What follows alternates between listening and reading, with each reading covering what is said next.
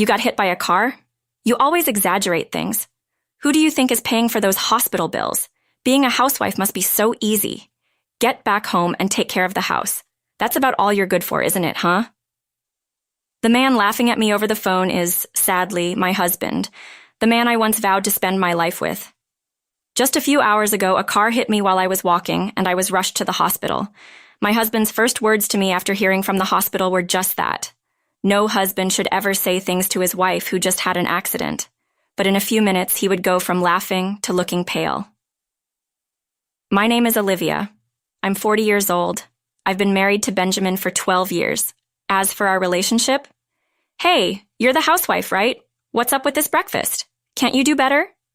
He takes his bad moods out on me, especially in the mornings. On the table are pancakes, coffee, bacon, and eggs. I didn't skimp on anything. All right. I'll be more careful. Weren't you supposed to leave early today? After years of living together, you learn how to brush off your spouse's moods. He grumbles, but finishes his breakfast and rushes out the door. Finally, I can start my own meal.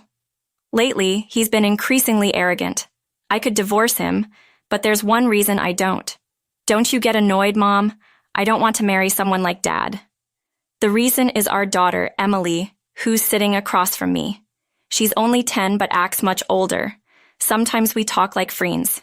He has his good points. He works hard every day, and I'm grateful, but his attitude sucks. He's making fun of you. I calm my angry daughter and send her off to school. I won't lie. I've thought about divorce. This goes back to when Emily was in kindergarten and got the flu for the first time. She had a high fever and was coughing badly. My husband said, "Emily, I have an important meeting tomorrow. Don't get me sick." What? How? Her daughter is suffering, and that's all you have to say? He retorted, "Why did she get sick if she got vaccinated? Did you take her to a quack?"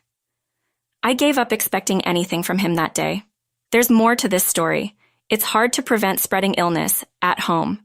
A few days later, I was the one with a high fever. "Hey, can you take me to the hospital? I think I caught Emily's flu." I texted him because it hurt to talk. Surprisingly, he replied right away, "Wow, you're really useful. Get ready for the hospital." I checked my phone to see. Can't call a cab. I might go to my parents' house. I clenched my phone so hard it could break. I get that he can't just leave work. If you suddenly take time off from work, other people will also be inconvenienced. Still, isn't there a kinder way to say it? I glanced sideways and saw Emily, her fever down, sleeping peacefully. I passed out, relieved that at least she was okay. "How long did you sleep?" When I woke up, I was in a hospital bed. "Olivia, are you okay?" My mom and Emily were beside me. Mom said to me as I was dazed, "You called," and then Emily was screaming, "Help, Mom. We were so worried. Didn't you call Benjamin?" That's right. Mom came and helped me get to the hospital. Turns out I had the flu and was slightly dehydrated. I had an IV in my arm. I thanked my daughter, Emily, who was back to her usual self. "Emily, did you call Grandma? Thank you for helping, Mom." Seeing her blush made me tear up. Just then, Benjamin burst into the room, out of breath. "Olivia, are you okay?" Mom must have called him. He was out of breath, probably from running. "Benjamin, didn't you notice Olivia was feeling off this morning? What would have happened if Emily hadn't called? You need to pay more attention to your family." Mom was choosing her words carefully, but she was angry. "I'm sorry, I didn't realize it was this bad. Don't apologize to me. Apologize to Olivia and Emily." Mom spoke gently, perhaps reassured by my husband's remorseful look. I was angry, but seeing him genuinely sorry made me forgive him. His attitude improved a bit after that, but he still belittled me sometimes. And for the past year, I've had another concern. I've started a fixed deposit account through a friend who works at a bank. The interest rate is good, so cut back on spending, okay? Like Emily's dance classes. Do we really need that? Hold on. Why are you making such important decisions without me? And Emily is not quitting dance. She was shy, and it's the first thing she wanted to do on her own. I couldn't help but get emotional. Emily had said she wanted to dance like the performers we saw at an event when she was in 2nd grade. That's how we started. She's made lots of friends and become more outgoing since she started dancing, especially with Mia, who's the same age. I'm also friends with Mia's mom. Despite this, Benjamin said, You wouldn't understand complicated financial stuff. But fine, Emily can continue her lessons. Continue. Just manage the budget. I quit my job after Emily was born, but it wasn't my choice. I used to work as an office clerk. After maternity leave, I returned to work only to get frequent calls from the child care center because Emily was sick.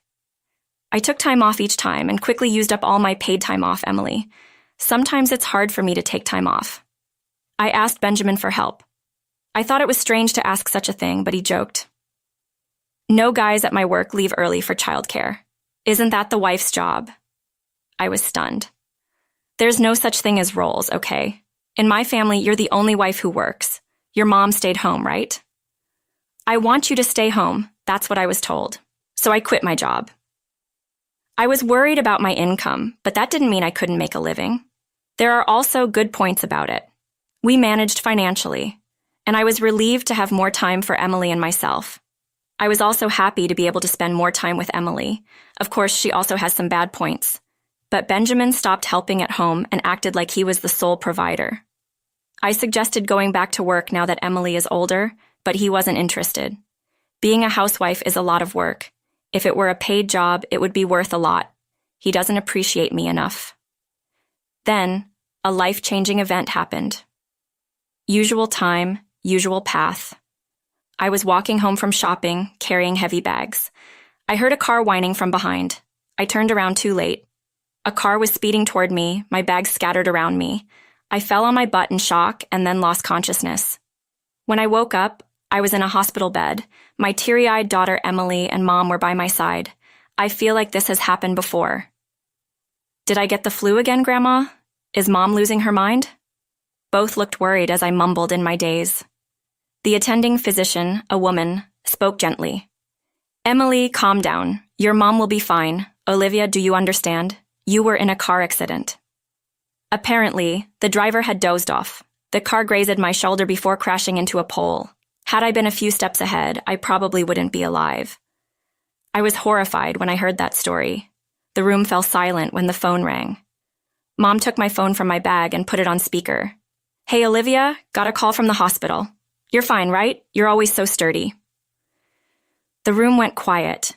He kept talking, oblivious to the silence. Stop exaggerating. Who do you think is paying for this hospital stay? Hurry back and take care of the house. That's all you're good for, huh?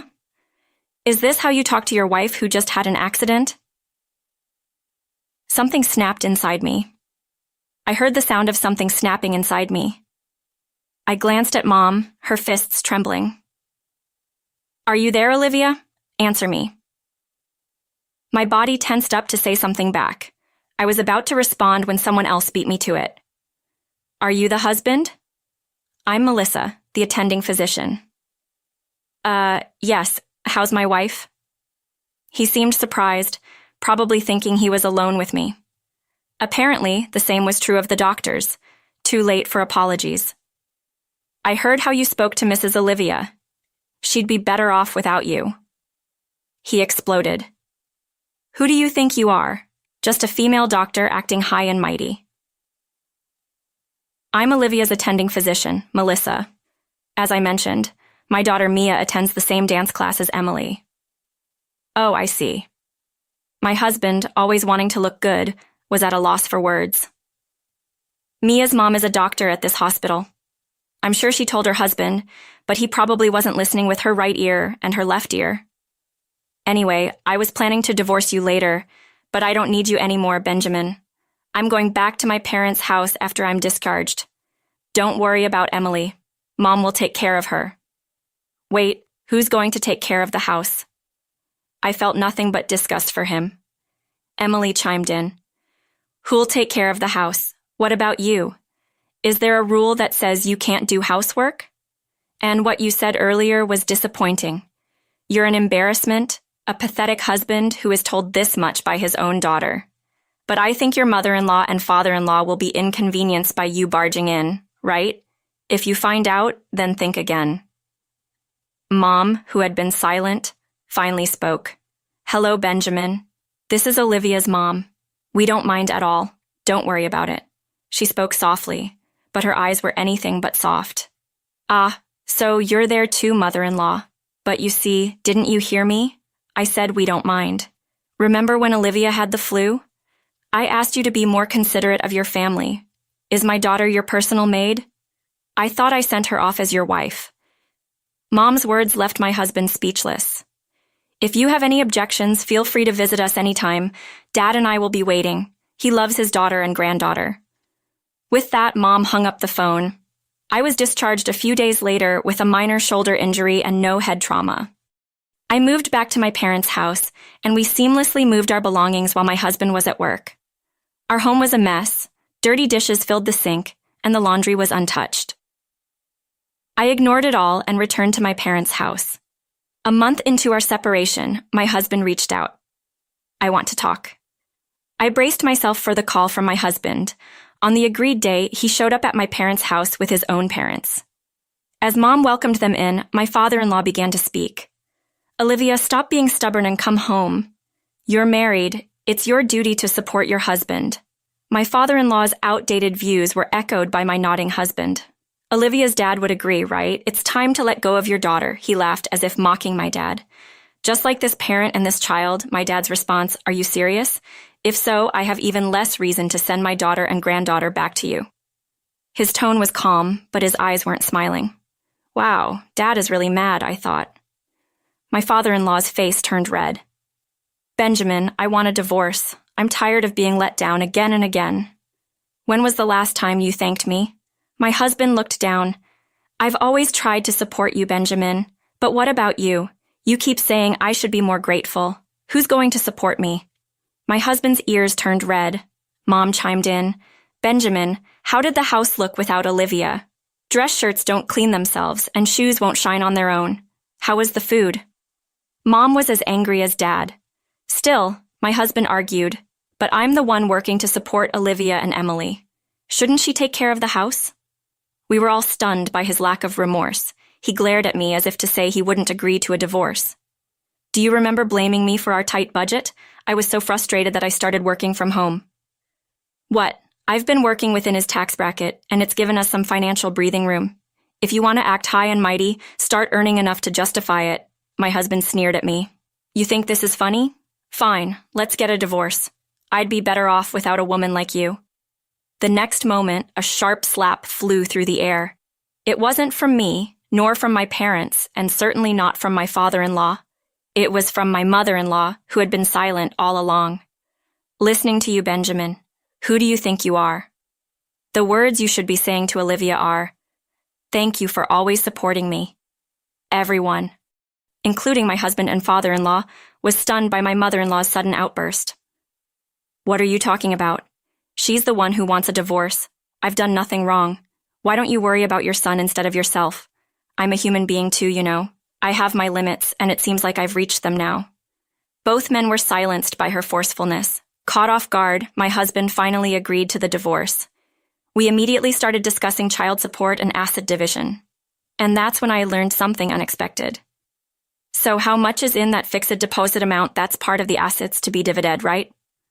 My husband's face turned pale at my casual question. Ooh, about that.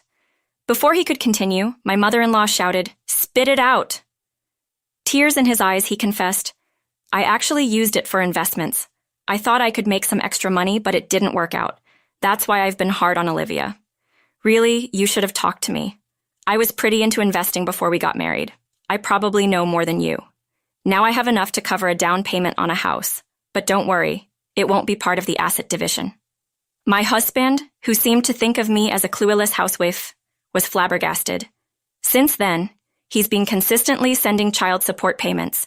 He moved back to his parents' home, but his mother is nowhere to be found. She had endured his father's domineering behavior for years but couldn't take it anymore after his selfish remarks. I can't help but chuckle, thinking about the two men struggling in their messy home. That's what you get for underestimating women. Serves you right. Afterwards, I got a job as a medical receptionist through a friend. Me, his mom, I had also earned a medical administration certificate through a job training program. So I'm managing just fine. I love working in this cozy environment. When the divorce was finalized, my daughter Emily said, "Finally. Took you long enough. I'm fine as long as you're here, Mom." I was taken aback, but found to live strongly as a single mom.